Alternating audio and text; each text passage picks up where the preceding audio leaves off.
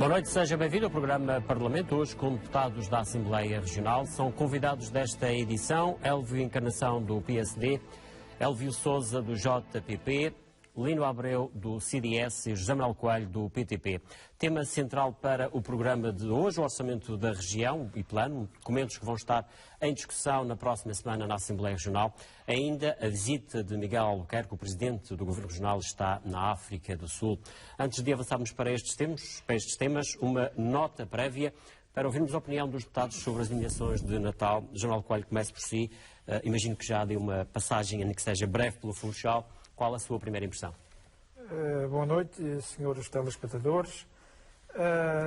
Boa noite, companheiros do painel. Eu queria dizer que, realmente, nós sendo uma terra de grandes tradições, com a quadra de Natal e Ano Novo, este ano realmente recuperamos o brilho do outrora, o esplendor do outrora, onde em décadas anteriores tínhamos fabulosas, portanto, iluminações muito bem conseguidas, e apesar de no ano passado o projeto de iluminação ter sido um pedacinho fraco, verificamos que este ano recuperamos o esplendor das festas de outrora. E isso para uma terra de turismo como a nossa é muito importante, porque nós vivemos disso.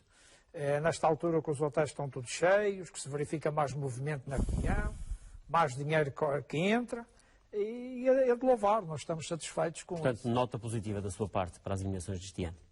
Com certeza. Elvio Encarnação, também a sua opinião sobre o Orçamento da Região e qual é a primeira leitura que lhe merece?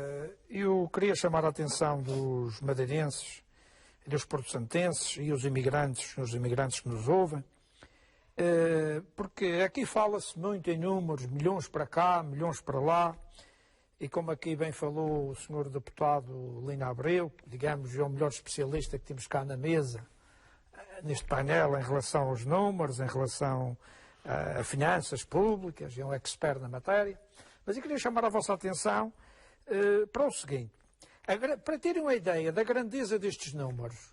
Nós, sendo uma ilha pequena, com um número reduzido de habitantes, 250 mil habitantes, temos um orçamento de 1.642 milhões de euros. E para os madeirenses e todas as pessoas que nos ouvem terem uma ideia, este é 3 vezes o valor do aeroporto.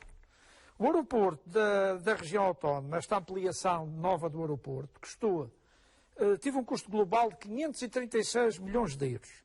Portanto, o orçamento da região é 3 vezes mais o valor do aeroporto. Já o ano passado, o orçamento retificativo de 2015, que houve necessidade de fazer 2 orçamentos, um feito pelo Dr. Alberto João, outro quando entrou o Sr. Miguel Albuquerque, o chamado orçamento retificativo, e a diferença de dinheiro de um para o outro é mínima. Mas, General Coelho, no fundo, quer dizer com isso aqui, do seu ponto de vista, acha que é muito dinheiro para um orçamento, para a dimensão de uma região? Para aquilo que é realizado com este dinheiro, é muito dinheiro para aquilo que se realiza. Porque a maior parte deste dinheiro, some-se, é consumido pelas oligarquias que o regime jardinista criou, os tentáculos criou por todo o lado, tem uma máquina, uma máquina, portanto, administrativa pesadíssima, onde se meteu centenas de pessoas, técnicos, que não são precisos. A maior parte deles não são precisos. São pessoas que vieram por compadrio político. E são essas pessoas que fazem o PSD se alguém está no poder. Portanto, para sustentar esta oligarquia, custa muito dinheiro. E qual é o benefício que o madeirense e o porto-santense comum tira destes grandes orçamentos, destes orçamentos das Arábias? É quase nenhum. O cidadão, quando vai ao hospital, precisa de ser tratado, precisa de uma consulta externa, 12 anos à espera, 1 ano e meio à espera.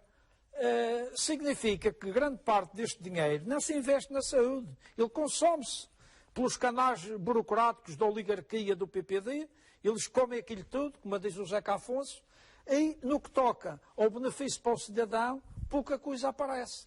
Nós sabemos que vivemos aqui, na região autónoma, numa situação gravíssima de subsistência. Nas freguesias rurais não há um euro para ganhar, e este orçamento não consagra uma parcela de dinheiro no sentido de acudir, ter um programa de emergência para acudir ao desemprego e à situação de carência das pessoas que vivem nas zonas rurais e também na zona urbana do Funchal. E digamos que se não fosse as IPSS e a Igreja e a solidariedade social dos madeirenses, havia muita gente a morrer de fome, com grandes carências. E o orçamento ignora completamente isso. Tem investido milhões em programas, nomeadamente para a área do emprego. O Governo, e neste orçamento também estão consagradas algumas verbas para essa área. Do seu ponto de vista, são insuficientes? São insuficientes e o resultado não é visível. Vimos que as pessoas não têm trabalho, porque a construção civil parou. Era realmente o nosso grande meio de emprego, ficou completamente parado. E para agravar isso, temos o IMI. O IMI afasta quase todo o trabalho da construção civil, que eram das pessoas que não tinham rendimentos no campo, não podiam viver da agricultura, iam para a construção civil. Aqui eu sou deputado Elvio Encarnação, que é de Machique, sabe disso, que em Machique a grande força de mão de obra era a construção civil. Essas pessoas emigraram todas porque não têm qualquer meio de subsistência. Não foi criada outra coisa que viesse substituir isso. Claro que nós temos, vamos dizer que somos uma terra de turismo e temos os hotéis. Mas os hotéis empregam uma faixa de população muito reduzida. E depois iam uma mão de obra mais especializada. Quem é que vai para os hotéis? Quem sabe inglês, quem está mais bem preparado, é mais letrado, tem mais conhecimentos, é que vai para a hotelaria. As pessoas, geralmente com baixa formação académica, que vivem nos campos, nas zonas rurais, têm que emigrar. Portanto, e este orçamento não... Este orçamento devia consagrar, aí, do seu ponto de vista, se calhar outras políticas, nomeadamente subsídios para atender as pessoas? Não basta mudar as pessoas para mudar as políticas. Quer dizer, houve uma grande expectativa quando o Dr. Miguel Albuquerque subiu à presidência do Governo Regional. Mas nós verificamos que, apesar das boas intenções do Sr. Miguel Albuquerque, ele está rodeado por um colete de forças que são, portanto, a oligarquia do regime, a oligarquia do Betão e do Alcatrão. E ele fica como que maniatado na sua ação e não pode realmente apresentar outro orçamento que não seja este. É um orçamento que vai satisfazer o lobby do Betão e do Alcatrão, da construção civil, e o setor social é menosprezado. Porque aqui nós temos as secretarias da Saúde e da Educação e da Inclusão Social, que no seu conjunto perdem 50 milhões de euros em relação ao orçamento ratificativo de 2015. Vamos ouvir aqui com o Elvio Encarnação, o PSD, no fundo, que tem a responsabilidade de defender este programa. General Coelho, como é que vê estas comitivas que se têm deslocado lá fora, lideradas por Miguel Albuquerque? Olha, as viagens do Sr. Presidente do Governo e a comitiva que o acompanha é muito importante por dois motivos. Primeiro, para aproximar as nossas comunidades da diáspora madeirense que estão espalhadas pelo mundo, nomeadamente na África do Sul, na Venezuela, Reino Unido, Austrália e por aí fora. Agora, muitas vezes o que se verifica é que quando vai a comitiva só vai visitar os imigrantes, mas é aqueles mais endinheirados, os comendadores, os grandes senhores. E os outros desgraçados que estão a enfrentar o crime organizado, que são vítimas de assaltos, que andam sempre com o coração na boca, a verem quando é que vão morrer, e esses praticamente são postos em segundo plano. Voltando à importância das viagens que o Sr. Presidente do Governo faz, nós concordamos, o nosso partido concorda, e acha que ele deve fazer ainda mais viagens do que aquelas que faz. Mas, numa perspectiva de trazer investimento para a região autónoma da Madeira. Porque há imigrantes que têm imenso dinheiro, outros não progrediram, mas há uma boa parte deles que têm imenso dinheiro e capacidade de investir, de colocarem cá os seus negócios. Mas para isso, o nosso partido defende que o Centro Internacional de Negócios não é suficiente, porque os imigrantes ao virem para cá investir, para beneficiarem do Centro Internacional de Negócios, têm que ir para a Zona Franca pôr as empresas. Já não podem pôr no resto da ilha. Se forem empresas do ramo hoteleiro, não podem estar no Centro Internacional de Negócios, porque aquilo é considerado uma ajuda de Estado da União Europeia, eles não dão ordem. Ora, a Madeira, nomeadamente o Sr. Presidente do Governo, devia de fazer negociações com a República, no sentido de a gente criar toda a região autónoma da Madeira uma Zona Franca.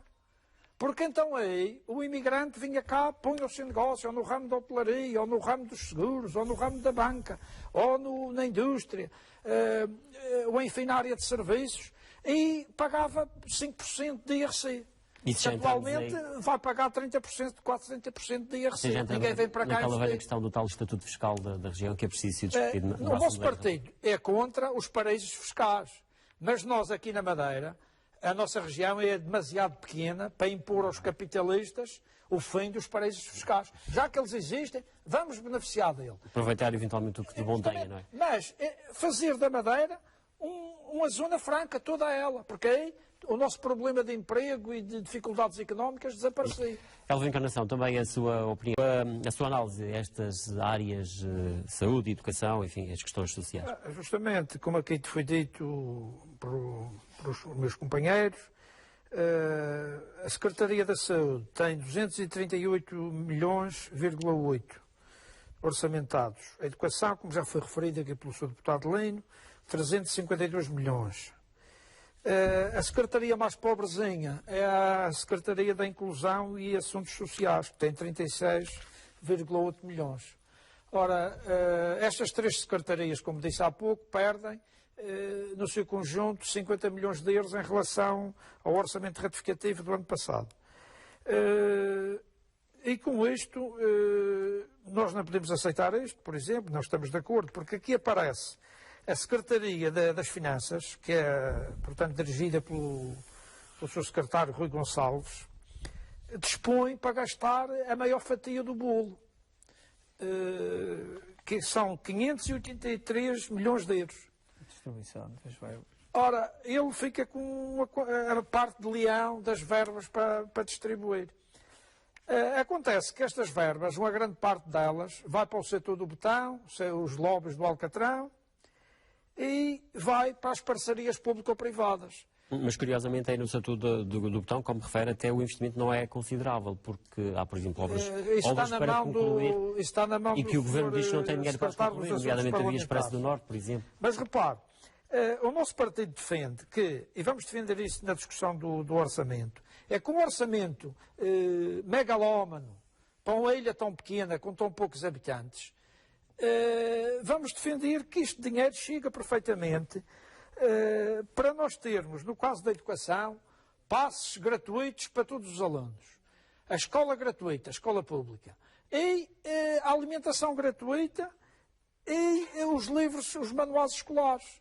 Porque ainda há poucos dias o Sr. Presidente do Governo falava, dizendo que a legislação portuguesa já falava que o manual escolar devia de ser o mesmo durante alguns anos consecutivos, e ainda se pratica isso, está legislado e continua-se todos os anos a mudar de manuais, a sobrecarregar as famílias, que a maioria delas desempregadas ou parcialmente empregadas, e nós temos dinheiro suficiente para fazer com que os nossos alunos não paguem o passe, tenham o passe gratuito, tenham os manuais gratuitos e tenham a alimentação gratuita. Aí, no entanto, verificamos que os encarregados de educação continuam a pagar. E há aquelas famílias que recebem o ordenado mínimo, já perdem o escalão. Ou muitas vezes estão a receber o subsídio de desemprego, já perdem o escalão. E são pessoas que a viver com grandes dificuldades, têm que pagar o passe dos filhos para irem para a escola, têm que pagar a alimentação ou parte dela. Aí nós temos condições com que eles, portanto, beneficiem disto totalmente de graça. Mas para onde é que vai o dinheiro? Aqui, quando se fala nas parcerias público-privadas, é preciso alertar os madeirenses e porto-santenses, quando viajam nas estradas da Madeira, na Via Rápida, Via Expressa e Via Rápida, cada vez que o vosso automóvel entra lá, pagam a portagem virtual. O carro é somado, é contado, é visualizado, contabilizado, e o Governo paga anualmente às concessionárias aquela passagem. Mas o Governo já anunciou que reduzir parte daquilo que vai pagar às... Repare, se for o que eles vão levar, veja, isto é um acordo que foi feito nas costas dos madeirenses. Nós temos contrato com a Via Litoral até o ano 2024. Ainda falta 9 anos. Com a Via Expresso vamos até 2029. Faltam 14 anos. E durante essa concessão, o Governo Regional da Madeira vai pagar aos concessionários 2.678 milhões de euros. Aí sabe o que é que isso representa, esse número megalómano? 5 aeroportos. O valor de 5 aeroportos. Ora, este dinheiro que está aqui, que é roubado aos madeirenses, para dar aos grandes tubarões das concessionárias, aos banqueiros, Nós podíamos muito bem, por exemplo, reforçar a Secretaria da Inclusão e Assuntos Sociais, mais dinheiro, para que fosse dada, por exemplo, um complemento de pensão. Existe uma grande parte dos madeirenses e porto-santenses que recebe reformas abaixo do ordenado mínimo. O que é que nós defendemos? Essas pessoas receberem mais 65 euros cada um. E temos dinheiro para isso. O dinheiro é roubado, desviado.